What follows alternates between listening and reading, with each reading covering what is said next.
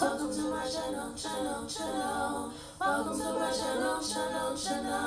Welcome to my channel. Welcome to my channel. You know, one thing that I was just thinking about, why God calls us to honor our parents.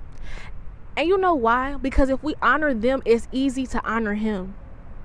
If we listen to them, it's easy for us to listen to him. Most good parents are supposed to raise their kids in the right way. They're supposed to tell them what's best for them and tell them things that won't harm them, that will keep them from harm, that will keep them from making the same mistakes or going through a whole bunch of despair. And that's why a lot of our parents tell us things that we think is so stupid. You know what I'm saying? We grow up thinking like they were grown all their life and that they weren't kids before and that they didn't have to go through the things that we had to go through. And when they tell us things, we be like, bro, how would you know? Like, you don't know, right? But then I was thinking, like, there's nothing new under the sun, guys. Like, they know because they've seen it before. They've lived it before. They've literally been through it before. Even if it wasn't them, it was somebody that they knew, because there's nothing new under the sun. We all just recycle experiences. We literally live in a cycle of experiences that's going to keep repeating itself. History just keeps repeating itself. Life just keeps repeating itself, you know? And yes, some ways are different than others. But when you think about it as a whole, it's all the same. And I was thinking, like, that's why God calls us to honor our parents, because they're supposed to tell us what's best for us, just like he does. He tries to tell us what's best for us. And when we don't listen to our parents, how can we listen to him? How can we be obedient to him and we're not obedient to our parents? Because our parents are called to do the same thing. Tell us what's best for us so that we don't have to learn the hard way. And that's literally what God tries to do for us. He tries to tell us what's best for us so that we don't have to experience most of the hard things that we experience. But you know what happens? We become children of disobedience. And then we experience all these things that we wouldn't have had to experience had we listened to him, had we walked with him, had we let him take control of our lives. And you know, we live in a world where giving up control is the hardest thing to do, because we don't want to give up control. We want to be the drivers of our life. It's crazy because God literally calls us to do the exact opposite. To give up control, to not be controlling of our lives or of anything around us.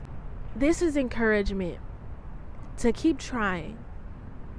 Donnie McClurkin said, "You don't know what else to do, just stand." I quit. But one thing I wanted to leave off with is Ephesians 2:8. And I didn't write it down and I don't know it by heart, but I can paraphrase. It says, "By grace we are saved through faith. Not by yourselves, but basically because God loved us." It's nothing in us that makes us saved. It's nothing in us that makes God give us grace. It just is.